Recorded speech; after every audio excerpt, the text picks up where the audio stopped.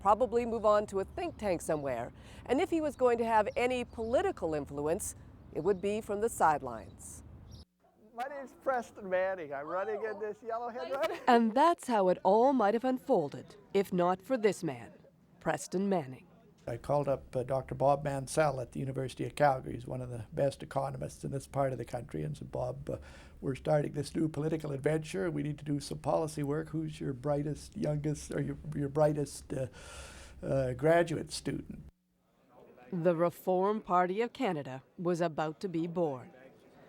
By now, these Westerners were as disaffected with the Conservatives as they'd ever been with the Liberals. In Manning, they felt they'd finally found a leader who spoke their language. The concept of bilingualism, particularly as pushed by the Trudeau government, is simply not accepted.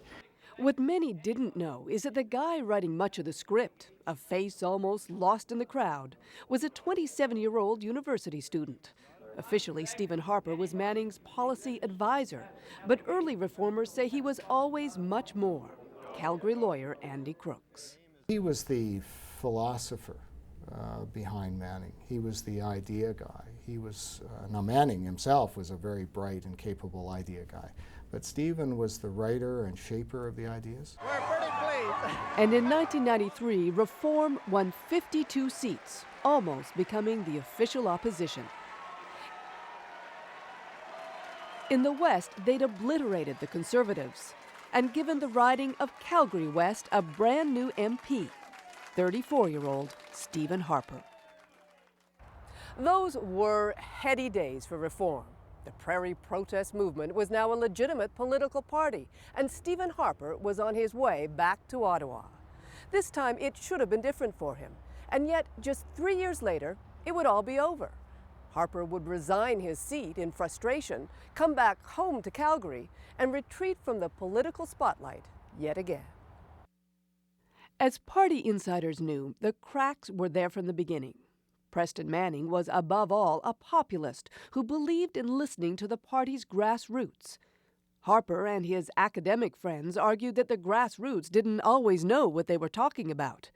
So when Manning consulted on complex issues like tax reform, they couldn't understand why. Why do you take these proposals, which some of us have spent our entire life studying and working on, and you take them out to these meetings in school basements and gymnasiums and skating rinks and expose them and listen carefully to feedback from people who haven't thought about it for 15 minutes? Like, why do you do that, and why do you attach so much weight to that? And I used to say them too, because it's their money. That's why. Do you think that was something that Stephen had to come to appreciate? Yes, and of course Stephen would point out, and others would, that there's a dark side to populism, that people can, majorities can not only be wrong, but can be viciously wronged. But I was always more on the optimistic side. Still, over time, the philosophical divisions became political ones, and Harper once again became disillusioned. When questions were raised about Manning's spending allowances, he broke ranks and criticized his leader publicly. Manning would later write critically of Harper's tendency to withdraw, to not be a team player. For his part, Stephen Harper seemed happy to move on. Frankly, I'm looking forward to being in a position where I can speak much more independently than I'm able to do as a member of Parliament. And back in Calgary, speak he did. From his new pulpit at the right-wing National Citizens Coalition, Harper was more blunt than he'd ever been. Official bilingualism, a god that failed, he wrote. Two-tier health care, a good idea, he said. Human rights commissions, they were becoming an attack on our fundamental freedoms. And Canada under Jean Chrétien, a second-tier socialistic country led by a second-world strongman. And then there was that famous letter. Fed up with what he called liberal attempts to marginalize Alberta, Harper urged Albertans to start collecting federal taxes, fund their own health care system, build their own pension plan. In short, to set up firewalls to protect their province. If you were aspiring to be a national politician, no, would you be never. saying those sorts of things? Oh, no, you would not. You would not. So at that point, he was giving up on federal politics, and he wasn't planning on coming back as Prime Minister, obviously. So what happened? Well, in a word, this man. As the Reform Movement's new leader, Stockwell Day represented just about everything Stephen Harper was not. He couldn't resist photo ops. But by the summer of 2001, the newly named Alliance Party was divided, broke, and sinking in the polls. The lifetime work of Stephen's adult life was going down, crumbling, falling apart before his eyes. I've therefore decided... When Day was forced to call a leadership convention, out in Calgary, Stephen Harper was watching, and Andy Crooks was there. And so we talked about it then. I think that was the beginning of the decision to run. And it was entirely fortuitous. Stephen Harper. 15,614.7. The rest, as they say, is history. Political exile to leader of the Alliance, to leader of the new Conservative Party. And now, Prime Minister.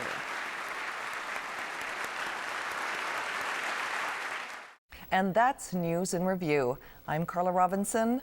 Thanks for watching.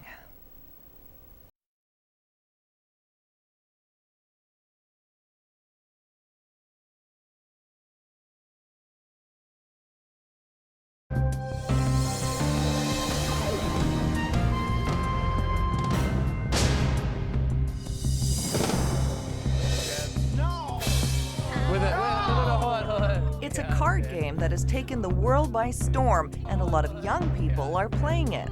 But I have to say about 80% of my friends play poker a lot, at least once a week. I mean, we just have to get out and just put some money on the table. On News and Review today, Poker Craze, an old game goes big time. Hello, I'm Carla Robinson. People have been playing poker and other games like it for a long time. The Chinese, the Egyptians, and the Persians are all believed to have played their own versions as long as 1,000 years ago. It's also believed to have got its modern name from a card game called Poc. That was introduced to North America by the first settlers from France. Today, there are many different kinds of poker, but basically the game is played with a deck of 52 cards. The players are each dealt a number of them. They make a bet, which is placed in the center of the table and is called a pot. Then the best 5-card hand wins. New cards are dealt and the next round begins. With its combination of skill, strategy, timing, and luck, it's always been a popular game. But in the last few years, that popularity has exploded into a global poker craze. There are poker nights, poker television shows, internet poker sites, magazines, books, and videos about poker. To try to find out why the game is so popular, the CBC's Jian Gomeshi went out looking for a poker party. All right, the regular poker night at a downtown groovy loft with bicycles and pink things hanging from the ceiling. This is the new generation of poker players. Check this out.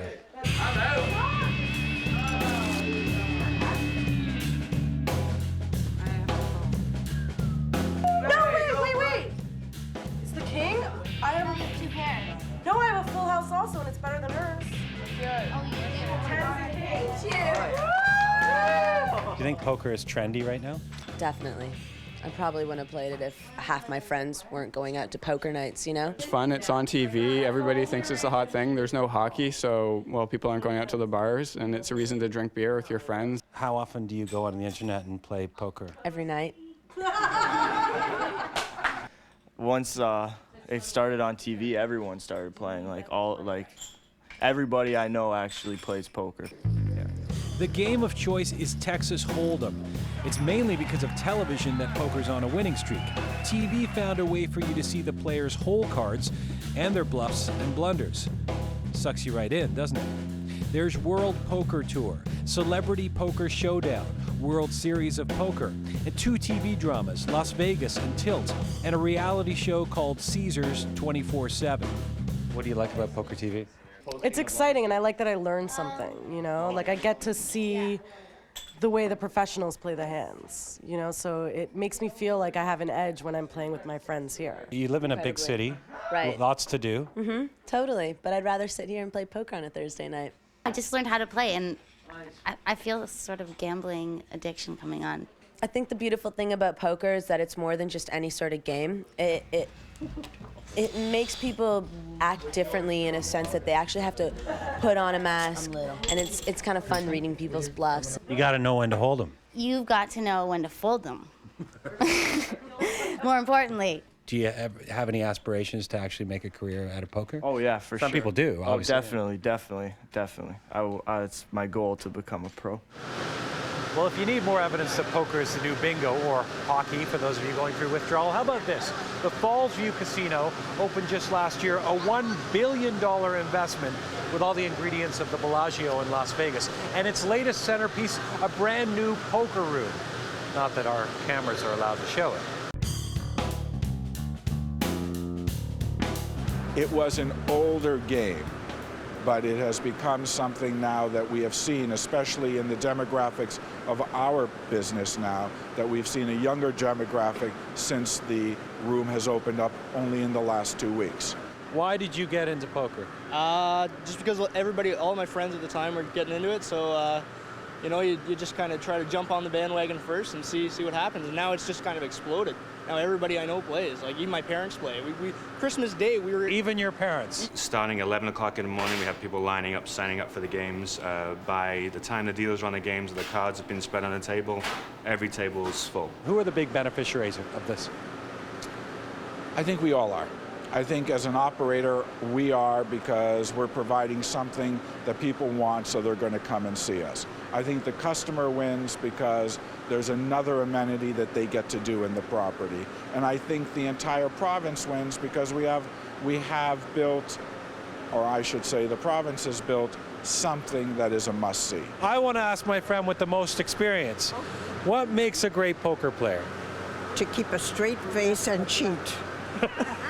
Do you worry about the danger of poker addiction, gambling, young people? I'm not sure. I'm not sure it's something we can talk about. So. There's been a lot of buzz about producing major poker tournaments in Canada and televising them. Chum Television has done very well with American-produced TV poker. I think there's different reasons for it. I think it really became something that wasn't seedy anymore. I think there was a period of time there where gambling in general, people didn't even want to talk about gambling. You know, they came up with a new word, gaming. But now people are okay with it. What is it about poker TV that hooks people that way? Geez, I guess it's getting into people's psyche, and you're getting actually to watch people's emotions and reactions to different things. It's sexy enough for us to watch because it's money that's involved. So you're seeing, you know, thousands, if not millions of dollars changing hands. And yeah, it's compelling. Poker parties have become so popular with teens that some experts are worried. Some studies in the United States show that the younger the player, the greater the chance of developing a gambling problem. The CBC's Conway Fraser looks at whether even low-stakes games could create a high-stakes problem. It's shuffle up and deal between classes for 19-year-old Dan Verville and his college buddies. I'm all in. Wow. Come on. Right? Trips. No! With it. No, hold on. Yeah, Sam. What I have to say about 80% of my friends play poker a lot, at least once a week. I mean, we just have to get out and just put some money on the table and try and make some. I mean, it's awesome. Gotta be the jerk. Dan only plays for a few bucks at a time, but he has seen it get very serious, very fast. I've got lots of friends who like to play online poker a lot, and they tend to rack up the credit card quite a bit, and they lose a lot of money that way too. You know, one guy's around $2,000 in the hole right now. So. Kids, credit cards, debt? Doesn't sound like much of a game, now does it? In fact, recent U.S. studies suggest we're breeding an entire generation of gambling addicts, that the prime age for becoming addicted is when you're a teen. So, are we being bad parents if we let our kids play poker? Well, thanks everybody for coming first. Poker star Daniel Negreanu is a multi-millionaire and as popular as a rock star. Young poker players want his life. Poker in itself is a game. Poker is not gambling. Negreanu gambled as a teen and contends there's nothing wrong with it. If you're a parent and you know that your 19-year-old kids are in the basement ordering pizza and drinking sodas downstairs and they're playing a game of poker, are you more comfortable with that on a Friday night or them being out on the streets where you have no idea what they're doing? So, what do Dan Verville's parents think of their son playing poker? How about deal me in? That was the turn in the river working in my... As they play as teenagers, they learn that, you know what, I'm not going to win every hand. And I'm not going to win every game. And more often than not, you're going to lose.